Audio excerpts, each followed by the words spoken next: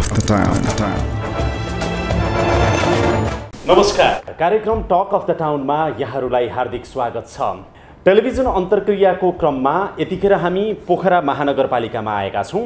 पोखरा महानगरपालिकामा विशेष गरेर विपद जोखिम न्यूनीकरण तथा व्यवस्थापनको सन्दर्भमा के काम भइरहेको छ र समग्र कास्की जिल्लाका अन्य गाउँपालिकाहरूमा पनि के काम भइरहेका छन् र स्थानीय तहको अवस्था कस्तो छ विपद जोखिम न्यूनीकरण तथा व्यवस्थापनको हिसाबले आजको अन्तर्क्रिया कार्यक्रम विशेष गरेर स्थानीय तहमा विपद जोखिम न्यूनीकरण तथा व्यवस्थापन कसरी प्रभावकारी रूपमा गर्न सकिन्छ यो विषयमा आजको यो टेलिभिजन अन्तर्क्रिया केन्द्रित रहनेछ। यो अन्तर्क्रियामा म सबैभन्दा पहिला यहाँहरू सबैलाई हार्दिक स्वागत गर्न चाहन्छु। यो अन्तर्क्रियामा कास्की जिल्लाका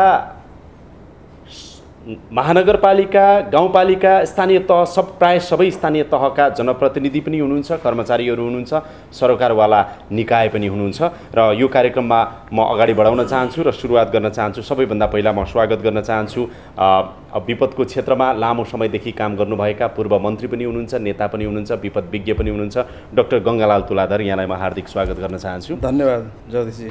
त्यस्तै गरेर पोखरा महानगरपालिकाका मेयर हुनुहुन्छ मानबहादुर जीसी, म यहाँलाई पनि हार्दिक स्वागत गर्न चाहन्छु। त्यस्तै गरेर पोखरा महानगरपालिकाका उपमेयर हुनुहुन्छ मन्जुदेवी गुरुङ, यहाँलाई पनि म हार्दिक स्वागत गर्न चाहन्छु। यहाँहरू सबैलाई फेरि पनि हार्दिक स्वागत छ।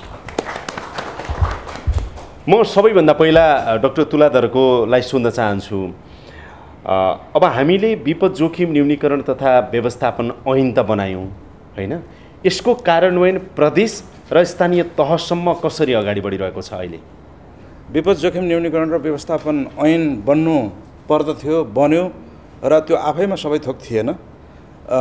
त्यसको कार्यान्वयनको चरणमा जाँदाखेरि स्थानीय सरकारहरू जो संविधान त अत्यन्त शक्तिशाली सरकारको रूपमा हामीले परिकल्पना गरेका छौँ, त्यो शक्तिशाली सरकार भनेकै उहाँहरू हो होइन। पोखरा महानगरपालिकाले यो विपद जोखिम न्यूनीकरण तथा व्यवस्थापन ऐन स्थानीय सरकारले बनाउनु पाउने ऐन पनि बनाइसक्नु भएको रहेछ। यो राहत सामग्री वितरण सम्बन्धी र व्यवस्थापन सम्बन्धी मापदण्ड पनि उहाँहरूले बनाइसक्नु भएको रहेछ। त्यस कारणले यो के अरे ऐनको कार्यान्वयनको रफ्तार तीव्र गतिले अगाडि बढिरहेको छ। प्रदेश तहमा पनि कानुनहरू बन्दैछन्, स्थानीय सरकारले पनि कानुनहरू बनाउँदैछ र हरेकले आफ्नो एजेन्डामा चाहिँ विपद जोखिम न्यूनीकरण तथा व्यवस्थापनलाई एउटा प्रायोरिटी, एकदम प्राइम एजेन्डाको रूपमा लिएको कुराहरू अहिले उहाँहरूको यो चाहिँ कामले चाहिँ देखाएको छ। त्यस कारणले म खुसी छु। परिच्छेद 2 मा म अलिकति तपाईँलाई 11वटा परिच्छेद 2 को चाहिँ 3 को ख मा चाहिँ 1 देखि 11 सम्म चाहिँ काम कर्तव्य र अधिकारको कुराहरू जुन गरिएको छ, यसमा यो सबै गर्ने हो भने त पोखरा महानगरपालिकाले कुनै पनि खालको विपदको सामना गर्न सक्छ भन्ने देखिन्छ। यसको कार्यान्वयन सुरुवात गर्नुभएको छ अलिअलि। पोखरा हाम्रो जस्तो महानगरपालिकाले विपदलाई सामना गर्न नसक्ने हो भने कुन पालिकाहरूले गर्छन् भन्ने हाम्रो प्रश्न हो अहिले। र यो हामीले देखेको के हो त के भन्दाखेरि केही मानवका स्वभावजन्य कारणले केही समस्याहरू आउलान्। यद्यपि अहिले आए पनि के हुन्छ भने अहिले गरेका राम्रा कामहरू ती अप्रिय हुन सक्छन्। अहिले गरेका कामहरूलाई 20 वर्ष पछाडि अथवा त्यो घटना घट्दाखेरि विपद आइपर्दाखेरि त्यो बेलामै भनेका थिए, त्यो बेलाका निर्वाचित जनप्रतिनिधिहरूले भन्निकालले म्यासेज दिने ढङ्गले हामी जानुपर्छ। हाम्रो ज्ञान बुद्धि र वर्गते भ्याएसम्म हामी अहिले त्यसमा केन्द्रित भएर बनाइरहेको छौँ। अर्को मैले थपिहाल्ने एकछिन, हाम्रो महानगरपालिकामा सम्भावित विपद भनेको 3-4 कुरा देखिए। एउटा कुरो भनेको बाढी, अर्को कुरो भनेको भुवान पर्ने र अनि त्यस पछाडि भनेको भूकम्प र चौथो कुरो भनेको हामीले भन्दै पनि के अरे उपभोक्ताहरूले बनाएका पूर्वाधारहरू। यति 4वटा कुराले मात्रै हाम्रो महानगरपालिकामा विपद आउन सक्छ है भन्ने कुरो पनि हामीले पहिचान गरिसकेको कारणले अहिले तपाईँले भनेका ती थुप्रै कुराहरूलाई सम्बोधन गरेर जानुपर्छ भन्ने हाम्रो मान्यता। उपमेयरज्यू, जस्तो पोखरा महानगरपालिकाले विगतदेखि नै यी समस्या कम्तीमा हामी झेल्दै आइरहेका छौँ। यद्यपि हाम्रो तर्फबाट यो पहल त भइरहेको छ, तर यो यथेष्ट छैन अथवा यो अवस्थामा छौँ हामी भन्ने के छ समस्या जोखिमको हिसाबले चाहिँ? समस्या त धेरै छन् है। त्यसमा पनि हामीले गर्दै आएको कुरोहरू आफ्नो ठाउँमा छ, फेरि पनि हामीले धेरै गर्नु छ। अब जस्तो यहाँ चाहिँ अलिकति कुरा आएको छ क्या, मैले सरसर्ती हेर्दाखेरि पूर्व तयारी राम्रोसँग गर्ने, प्रतिकार योजना बनाउने, पूर्व सूचना प्रणालीका कुरा, स्थानीय तटबन्ध बनाउने कुरा, नदी पहिरो नियन्त्रणका कुराहरू। अब अर्मला भाषिनी समस्या त 16 नम्बर वडाको वडाध्यक्ष यहीँ हुनुहुन्छ होइन, तपाईँको वडामा पर्छ होइन त? त्यो समस्या यथावतै छ। सबैभन्दा पहिला त हामीले नागरिकलाई सचेत बनाउनुपर्छ कि यो किसिमको विपद आयो भने यसो गर्नुपर्छ भनेर हामीले सचेत गराउनुपर्छ। हामीले सचेत पहिलाको समयमा सचेत गराउन नसकेको अवस्थाहरू पनि थिए होलान्, तर अब हामी आइसकेपछि सबैभन्दा पहिला त हामीले सचेत गराउनुपर्छ। त्यो पछिको कुरा नीति नियम अनुसार हामी जानुपर्ने हुन्छ। मेयरज्यू के भन्नुहुन्छ तपाईँ? विपद कोष छ कि छैन तपाईँहरूको? विपद कोष छ हाम्रो, करिब 2 करोड छ हाम्रो त्यो विपद कोष। महानगरपालिका आफ्नै कोष छ र महानगरपालिका के पनि सक्छ भने त्यो 2 करोडमा 5-6 करोड पुर्याउन पनि सक्छ। किन भन्दा सहयोगी दात्री संस्थालाई हामी एउटै बास्केटमा ल्यायौँ भने अन्तलाई खोज्नु भन्दा नि हाम्रै महानगरपालिकाभित्रैबाट अन्त धेरै करोडौँ रुपियाँ सहयोग गरेर राख्नुभएको छ भने त्यो एउटा व्यवस्थित ढङ्गले अगाडि जाने हो भने त्यो बनाउन सक्छौँ। 1 नम्बर। अलिकति मैले खानेर थपेँ भने भुवानका कुरा पोखरामा धेरै आउने गर्छ। भुवान पर्यो गयो, यो भुवान आफै परेको होइन, पारिएको हो। त्यो किन पारिएको भने हाम्रै कारणले पारिएको होइन। मान्छेहरू अहिले हाम्रो पोखरामा हेर्ने भने ढल निकासको व्यवस्था छैन। पानी जम्मा हुन्छ, पानी जम्मा भइसकेपछि पानीको प्रेसर के हुन्छ, तलभित्र जान खोज्छ। तलभित्र जाँदाखेरि जहाँ खुकुलो छ त्यहाँबाट पस्छ। त्यहाँ पसिसकेपछि भित्र के अरे अहिले त्यहाँ हाम्रो डाक्टर साहबले भने हेरेर त्यो लेयर बाई लेयर त्यो जमानामा एकचोटि के अरे एउटा थिग्रिएको सहर भएको कारणले पहिरो अथवा भूकम्प के गयो त्यो बेला र थिग्रिएको भएको कारणले भित्र चाहिँ खुकुलो हुने बित्तिकै पानी पस्छ। पानी पसेपछि माटो घुचेर दिन्छ, माटो घुचेपछि भुवान भयो।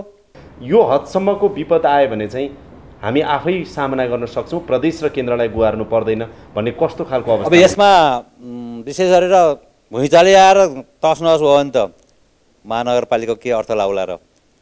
होइन भने अरू घर त बलियो नै बनाएको होला नि। घर बलियो भने बिल्डिङ कोड फलो गरेकै होला। कतिपय भएको होला, कतिपय नभएको होला। किनभने 20-25 वर्षसम्म लथालिङ्गे भत्तामुङ्गे भएर चलिरहेको ठाउँ सबै बिल्डिङ कोड प्रयोग भयो होला भनेर हामी भन्न सक्दैनौँ अहिले। तर पनि यसलाई अब भएको रहेनछ भने पनि हामीसँग एउटा के छ भन्दाखेरि हाम्रो पोखराको जमिन कुन ठाउँमा कस्तो खालको स्ट्रक्चर बनाउनु पर्छ भन्ने कुरो लगभग हाम्रो भूगर्भ विभागले एउटा अस्ति भर्खर आजभन्दा 2-3 महिना पहिले एउटा सर्वे गरेर एक्सरे देखाएको छ र हामी त्यसको आधारमा स्ट्रक्चर बनाएर जानुपर्छ भनेर हामीले कडाइका साथ कार्यान्वयन गर्न खोजिरहेछौँ अहिले। दमकल कतिवटा? दमकल अहिले हामीले 3टा छन्। अब यो 2टा हामी थप्दैछौँ होइन। अब भन्न त यहाँ के अरे अब त्यो अहिले पनि दमकल पनि के को हालत हुन्छ, प्रविधि भएको हुँदाखेरि कहिले कहिले त्यो पम्पै नचलिदिँदाखेरि गाह्रो नै भइरहेको छैन। अब त्यसलाई अझै अप टु डेट कसरी राख्ने भन्ने कुरो पनि त्यो पनि सोचिरहेको छौँ। हामी आगो लागि भयो भने पनि हामी अरूलाई गुहार्नु भने अर्को भनेको रिस्क हो। डाक्टर तुलाधन, तपाईँ त विभिन्न स्थानीय तह घुमि पनि राख्नु भएको छ होइन। हाम्रो नेपालका स्थानीय तह चाहिँ कुन हदसम्मको विपदको सामना आफै गर्न सक्ने अवस्थामा तपाईँले देख्नु भएको छ? अघि पनि मेयर साहबले भन्नुभयो ठुल्ठुला विपदहरू आउँदा त के थामिसक्नु होला र सान्ताना विपद चाहिँ हामी सामना गर्न सक्छौँ भनेर उहाँले जे भन्नुभयो नि, यो वास्तवमा खास स्थानीय सरकारहरूको क्षमता उहाँहरूको जस्तै र खास स्थानीय सरकारको क्षमता अझै कमजोर छन् हाम्रो देशको। जहाँसम्म पूर्व तयारीको कुराहरू छ, उहाँहरूले जुन पूर्व तयारीको अहिले सन्दर्भमा हामीले यो गऱ्यौँ, यस्तो गर्ने खालको कुरा जस्तो पहिचानको कुरा गर्नु आफै पनि पूर्व तयारीको निम्ति लागेको हो होइन। जस्तो यहाँ बिल्डिङ कोडको जसरी चाहिँ पालना गर्ने खालको कुराहरू छ, यहाँको जियोलोजी कस्तो छ भनेर के अरे चाहिँ भूगर्भ विभागले एउटा प्रतिवेदन नै बनाएर दिएको छ र त्यसै अनुसारले कुन जोन ठिक छ बस्ती विकासको लागि, कुन जोन चाहिँ रिस्की छ बस्ती विकास गर्नुहुन्न भन्ने हिसाबले उहाँहरू त्यस ढङ्गले जाने खालको कुरा आफैमा त्यो धेरै बजेट कुरिरहनु पर्छ भनेर भन्ने छैन। मान्छेको डिटर्मिनेसन भन्छ नि, विल पावर, दृढ इच्छा शक्तिको कुरा मात्रै हो। मेयर साहबले बताइदिए पनि हुन्छ, उपमेयरज्यूले बताइदिए पनि हुन्छ। यो सङ्घीय मामिला तथा सामान्य प्रशासन मन्त्रालयले एउटा नमुना कानुन यहाँहरूलाई पठायो, त्यो हुबहु छ कि अथवा त्यसलाई परिमार्जित यहाँहरूले गर्नुभएको छ? हाम्रो यो चाहिँ महानगरपालिकाको आवश्यकता के हो त, नबाज्ने गरेर भनेर बनाएको छौँ। हामी त्यो हुबहु पनि छैन, कति पनि छैन होइन, यस फरक ढङ्गको छ अहिले। अब विभिन्न यो चाहिँ नि गाउँपालिकाको जनप्रतिनिधिज्यूहरू पनि हुनुहुन्छ, अब कर्मचारीहरू पनि हुनुहुन्छ। जस्तो यहाँहरूको गाउँपालिकामा विपदको कस्तो खालको समस्या छ र चाहिँ त्यसलाई जुझ्न तपाईँहरूले के गरिराख्नु भएको छ र अझ यो भइदियो भनेदेखि हुन्थ्यो भन्ने यहाँहरूको धारणा के छ? नमस्कार, म नवराज ओझा, रूपा गाउँपालिकाको अध्यक्ष। अब यो हाम्रो गाउँपालिकाको हकमा चाहिँ हामीले अहिले यो विपद जोखिम न्यूनीकरण तथा व्यवस्थापनको निमित्त कार्यविधि चाहिँ तयार गरिसकेका छौँ। ऐनको निमित्त विधान समितिसँग छलफल हुँदैछ, अन्तिम चरणमा पुगेको छ। विशेष गरेर हाम्रो गाउँपालिकाको हकमा के छ भने धेरैजसो चाहिँ भिरालो जमिन हुने, ती जग्गाहरूमा चाहिँ अब बसोबास योग्य छन् कि छैनन् भनेर हामीले चाहिँ अब जियोलोजिकल रूपले चाहिँ त्यहाँ हेर्ने काम त गरेका छैनौँ। अब त्यसको पनि हामी चाहिँ तयारी गर्दैछौँ। अब कुन कुन ठाउँमा कसरी बनाउने ल्यान्ड युज प्लान चाहिँ बनाएर चाहिँ लिएर जाने भनेर त्यो खालको चाहिँ तयारी चाहिँ गर्दैछौँ हामीले। त्यो चाहिँ गर्नुपर्ने आवश्यकता आज यहाँ आएर चाहिँ यी यावत कुराहरू सुनिसकेपछि अझ छिटो गर्नुपर्ने रहेछ भन्ने कुरा चाहिँ महसुस भइरहेछ हामीलाई। विपद भइसकेपछिलाई चाहिँ हाम्रो गाउँपालिकाले चाहिँ अब सामान्यतः हाम्रा दमकल चाहिँ छैन, तर जेसिबी अनि एम्बुलेन्सहरू एक कुन सेट चाहिँ प्राय ठाउँमा चाहिँ प्राय वडामा चाहिँ सामान त्यो चाहिँ व्यवस्थापन चाहिँ हामीले गरेका छौँ। अरू को हुनुहुन्छ? मादी गाउँपालिका प्रमुख प्रशासकीय अधिकारी नारायण प्रसाद अधिकारी।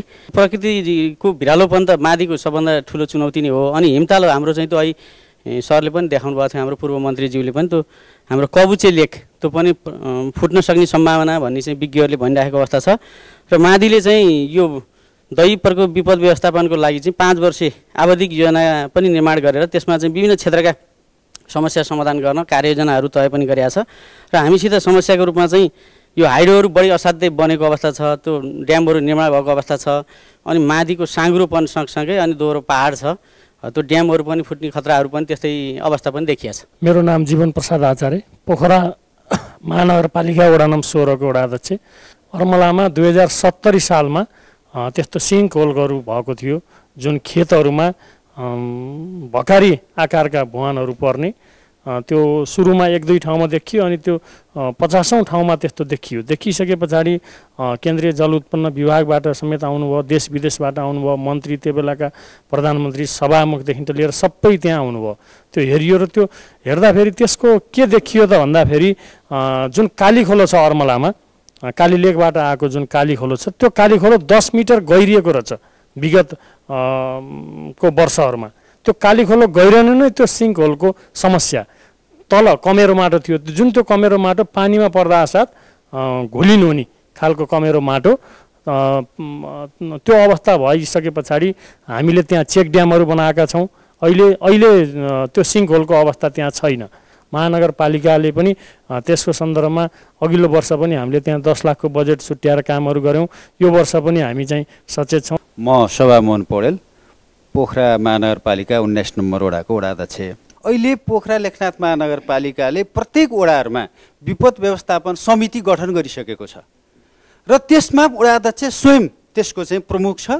महानगरमा मेयर साहब प्रमुख हुनुहुन्छ र त्यसलाई जसरी अब विपद व्यवस्थापनका कामहरूलाई व्यवस्थित गर्छ र त्यहाँ विज्ञहरू, शिक्षकहरू र त्यो रूपमा जान जरुरी छ। अर्को कुरा मलाई के लाग्छ भने विपदको यो जनचेतनाका हिसाबले यो विद्यालय स्तरीय कोर्समा अझ यसरी नै राम्रो लानुपर्ने एउटा म देख्छु भने, अर्को कुरा भनेको चोकहरूमा हामीले यस्तो प्रदर्शन गर्नुपर्छ जस्तो आज डाक्टर साहबले हामीलाई बुझाउनु भयो। हो, हामी समाजलाई रूपान्तरण गर्नका निम्ति आएका प्रतिनिधि छौँ र त्यो समुदायसँग हामी आधारित छ र हाम्रा कतिपय डाक्टर साहबले भने जस्तो बाध्यता पनि छन्, कतिपय हामीले बोल्न पर्ने स्थिति पनि छ। त्यो हिसाबले अब यो डकुमेन्ट्री अब चेतनाका हिसाबले हरेक वडाहरूमा पुर्याउन पर्दा अनि त्यसले स्वतः रूपमा न्यूनीकरणमा सजिलो पर्छ भन्ने हो। म रामराज लामिछाने, वडा नम्बर 9 को वडा अध्यक्ष। रामघाट हाम्रो 9 नम्बर, 10 नम्बर, 11 नम्बर वडामा पर्छ र त्यहाँ अत्यधिक भूक्षय भइराखेको अवस्था छ र त्यसलाई संरक्षण गर्नुपर्ने जरुरी छ। र अहिले त्यहाँ गिटी बालुवा ढुङ्गाको टेन्डर हालिएको छ, कम समथिङ 7 करोड समथिङ त्यसको टेन्डर परेको अवस्था छ। र मेरो अनुरोध के हो भन्दाखेरि हामीले जब त्यो पैसा उठाइराख्दा र त्यो पैसा करिब आधा पैसा त्यही संरक्षणको लागि वाल बनाउने हो कि के संरक्षण गर्ने हो, त्यसका लागि चाहिँ त्यो उपयोग गर्नुपर्छ भन्ने मेरो मान्यता हो। नमस्कार, म माछापुछ्रे गाउँपालिकाको उपाध्यक्ष कृष्णकुमारी पौडेल दवाडी। हिम नदीहरू जुन सेती र मर्दी दुईवटा नदी ठुला नदीहरू त्यही माछापुच्छ्रे गाउँपालिकामै पर्छन् र त्यहाँबाट जुन 69को सेतीबाडी हाम्रो आँखा अगाडि अहिले पनि हामी सम्झिन्छौँ। त्यसले ल्याएको विपद र मर्दीले पनि तल बस्तीहरूमा ठुलो जोखिम ल्याइरहेको छ। र गत वर्ष नै जुन साउन 24 गते माछापुच्छ्रे गाउँपालिका वडा नम्बर 5 रिबानमा बाढी आएर जुन 16 घर विस्थापित भयो, हामीले त्यसलाई स्थानान्तरण गऱ्यौँ। र अहिले सायद त्यति बेला गत वर्ष हामीले त्यसलाई व्यवस्थापन नगरेको भए त्योभन्दा ठुलो त्यही खोला खरे खोलामा त्योभन्दा ठुलो पहिरो आएर बाढी आयो। र त्यस्तै जुन धेरै खरे खोलाहरूले जुन विपद पार्ने गरेको छ। र यहाँ सम्भावित विपद भनेको जुन बाढी पहिरो नै बढी देखिने गर्छ। र त्यसको व्यवस्थापन जुन न्यूनीकरणको लागि हाम्रो गाउँपालिकाको हकमा जुन स्थानीय यो ऐन बनाउने हामी अध्ययनमै छौँ, बनाइसकिएको छैन। अब कहिले बनाउने त? छिटै नै हामी बनाउँछ र अब गाउँसभाले पास गर्नुपर्ने हुँदा केही समय लाग्न सक्छ। अघि तपाईँले भनेका जति समस्याहरू सम्बोधन गर्ने गरेरै अब ऐन बन्छ? हजुर, स्थानीय जुन हाम्रा समस्या छ नि त्यो माटो त्यहाँको ठाउँ सुहाउँदो हामीले त्यसलाई पनि अध्ययन गरेर विधायन समितिमा पेश गरेका छौँ र अध्ययनकै सिलसिलामा छ, यो पूर्णता पाइसकेको छैन। म वडा नम्बर 17 को वडा अध्यक्ष तीर्थ अधिकारी। मलाई के लाग्यो भने नि यो भौतिक संरचनाहरू जति बनिरहेछन् नि यो अलिकति प्राविधिक दृष्टिकोणमा त्यो अलिकति मिलिरहेको जस्तो लाग्दैन। विपद व्यवस्थापन र जोखिम जुन भनिरहेछ हामीले यो विपद र दुईटैलाई बचाउनको निमित्त जहाँ हामी बस्छौँ, घर बनाएर बस्छौँ, त्यो घरको वास्तवमा माटो परीक्षणको कुराहरू आउनुपर्छ। र माटो परीक्षण गरिसकेपछि त्यसको डिजाइनको कुरा आयो। त्यो डिजाइन अनुरूप कन्स्ट्रक्सन गर्ने कुरामा पनि मेटेरियलहरूको कुराहरू आउँछ। धेरै निर्माण गर्ने प्राइभेट सेक्टरका घरहरूमा आफू खुसी निर्माण गरिएको छ, त्यहाँ प्राविधिक प्रयोग गरिएको हुँदैन। करिब यहाँ हाम्रो 7000 जति भवन निर्माण भइसकेका छ। निर्माण भइसकेका भवनहरू प्राविधिक हिसाबले भूकम्पीय त्यो हिसाबमा त्यति सुरक्षित चाहिँ छैनन्, त्यो हामी प्रष्ट भन्छौँ। अब डेभिन्स फल गुप्तेश्वर गुफा पनि यही वडामा पर्छ, त्यहाँ प्रशस्त बस्ती विकास भइसकेको छ। र धेरै बस्ती विकास भइसकेका ठाउँहरूमा चाहिँ यो भवनहरू आफू खुसी बनाए हुनाले अलिकति सुरक्षित छैन भन्ने मलाई लाग्दछ। अब पुराना भवनलाई प्रबलीकरण गर्नु पर्यो, सकेसम्म नयाँ भवनलाई चाहिँ नि अब संहितामा चाहिँ भवन संहिताको पालना गर्नु पर्यो, त्यो भयो भने हुन्छ।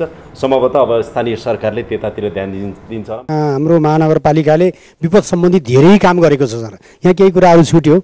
यो सन्दर्भमा के छ भन्दा यो बजेट विनियोजन प्रत्येक वडामा छ, प्रत्येक वडामा बजेट विनियोजन गरिएको छ। योजना तर्जुमा गर्दाखेरि नै बजेट विनियोजन गरेको अवस्था छ।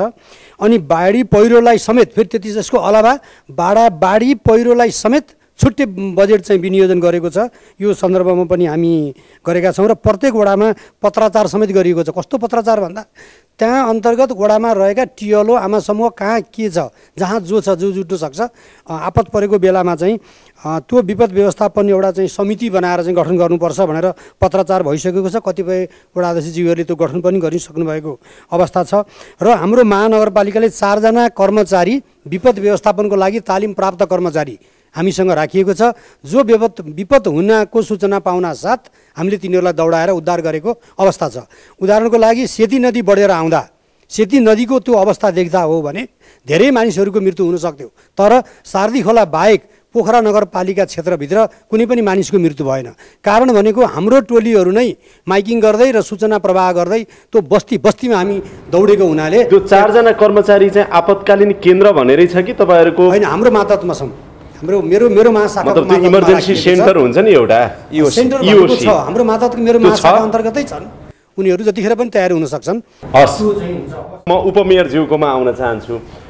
विशेष गरेर अब विपदबाट सबैभन्दा बढी प्रभावित चाहिँ महिला, बालबालिका, ज्येष्ठ नागरिक, अपाङ्ग, सुत्केरी भनौँ न, यो वर्ग चाहिँ नि बढी हुन्छ होइन डाक्टर साहब? त्यो हुन्छ। त्यो तहमा चेतनाको स्तर चाहिँ अझ बढाउनु पर्ने हुन्छ।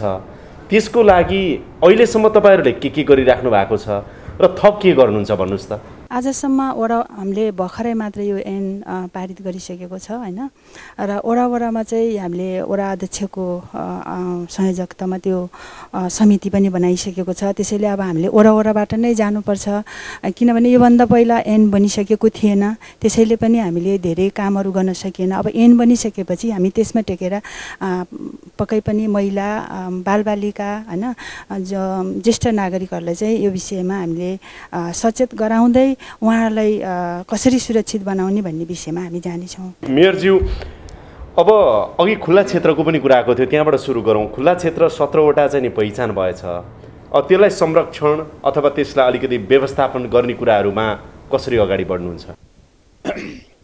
अब एउटा कुरो के हो भन्दा हामी अहिले 33 वडामा खेल मैदानहरू निर्माण गर्ने अनिवार्य रूपमा उनीहरू लगाइरहेछौँ। एक खालको खुला क्षेत्र त्यसलाई पनि भन्न मिल्ने होला, आपद विपद पर्दाखेरि पनि त्यहाँ रहन सकोस् भन्ने कारण।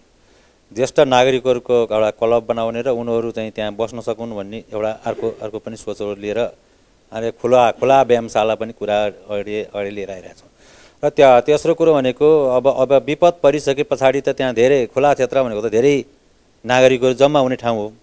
त्यहाँ सरसफाइलाई ध्यान दिन पऱ्यो, खानेपानीको व्यवस्था मिल्न पऱ्यो, अनि धेरै कुराहरूको व्यवस्थापन गर्ने भने त्यो खुला क्षेत्रमा लगभग 4 ठाउँमा हामी ट्युबवेलबाट पानीको व्यवस्थापन गर्ने भनेर पनि अगाडि बढिरहेछौँ आइटम।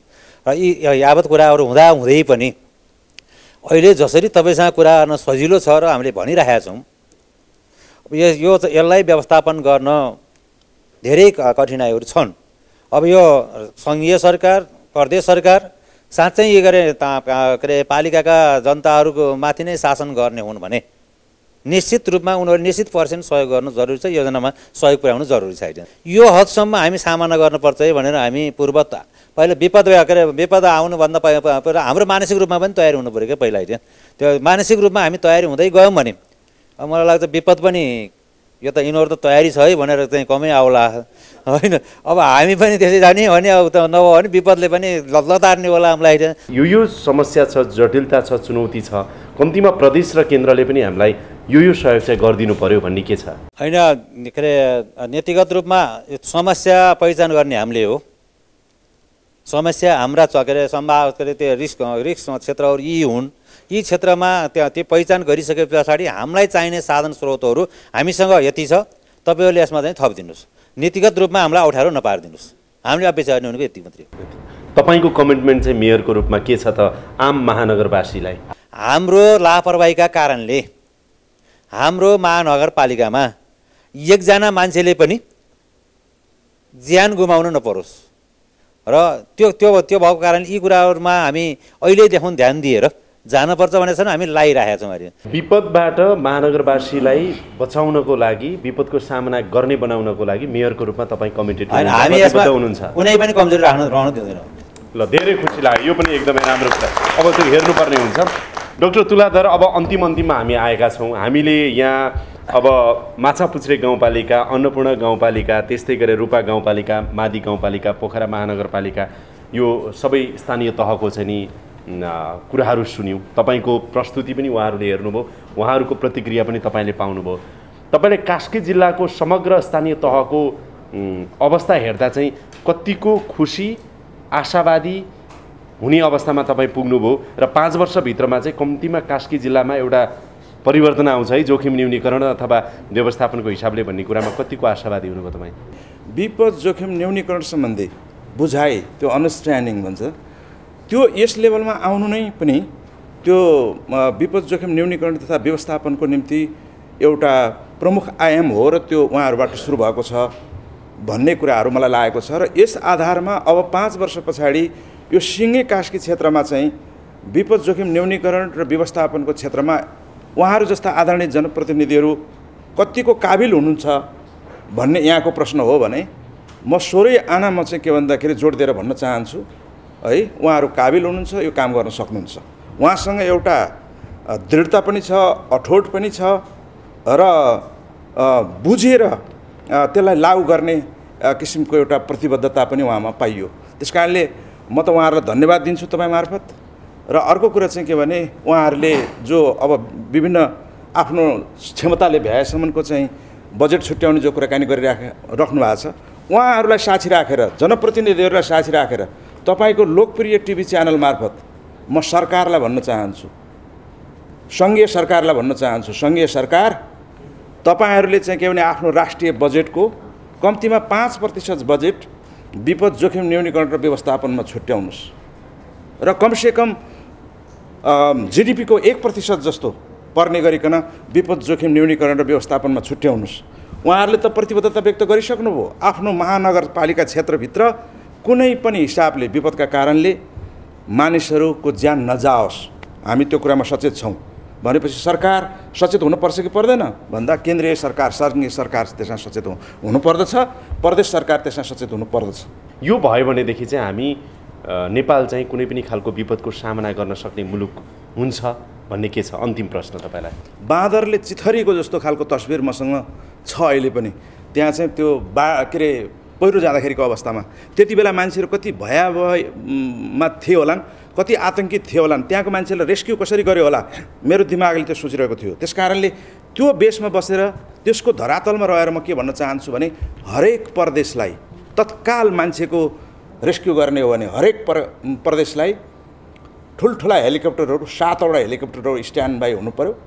यो गण्डकी प्रदेशको चाहिँ नि यो हेडक्वार्टर रहेको पोखरामा एउटा चाहिँ नि ठुलो हेलिकप्टर, त्यो झन्डै 27-28 जना चाहिँ अट्ने एउटा हेलिकप्टर हुन्छ, त्यसलाई चाहिँ अलिक ठुलो क्षमताको हेलिकप्टर भन्छौँ, त्यो यहाँ राख्नु पर्यो र 5-5 जना जस्तो 4-4 जना जस्तो रेस्क्यु गर्न सक्ने फुच्ची हेलिकप्टरहरू त्यसलाई सपोर्ट गर्नलाई 3टा राख्नु पर्यो कम्तीमा। यो चाहिँ जनता बचाउने कुरा अहिले तत्काललाई, किनभनेदेखि पहिरो गयो, के अरे पहिरो आयो, बाटो अवरुद्ध भयो, मान्छे मरिरहेका छन्, त्यहाँनिर एम्बुलेन्स जान सक्दैन, जाने के त हाम्रो जस्तो सन्दर्भमा हेलिकप्टर हो। त्यस कारणले प्रदेश सरकारले के गर्नु पर्यो, सङ्घीय सरकारसँग सबैलाई हेलिकप्टर चाहियो भनेर उसले माग गर्नु पर्यो।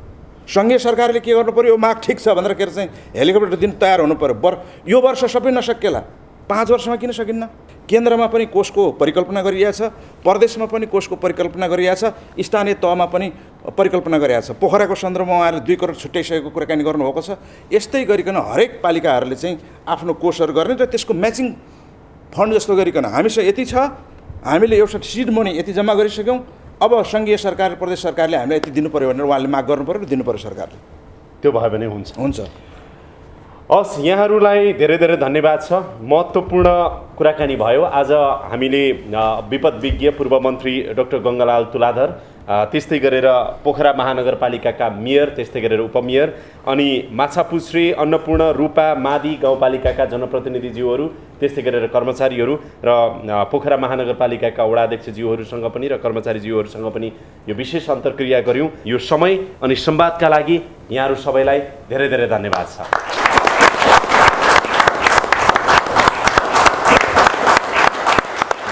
हवस् त, यसका साथै अहिलेको लागि यो कार्यक्रम यहीँ बिट मार्ने अनुमति चाहन्छु। कार्यक्रम युनिटका सम्पूर्ण सहकर्मीहरूको साथमा मलाई पनि बिदा दिनुहोस्।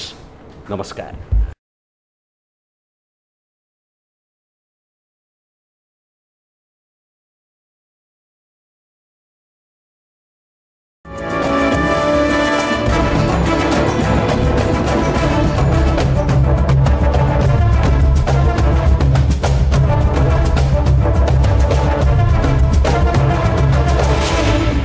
Talk of the Town.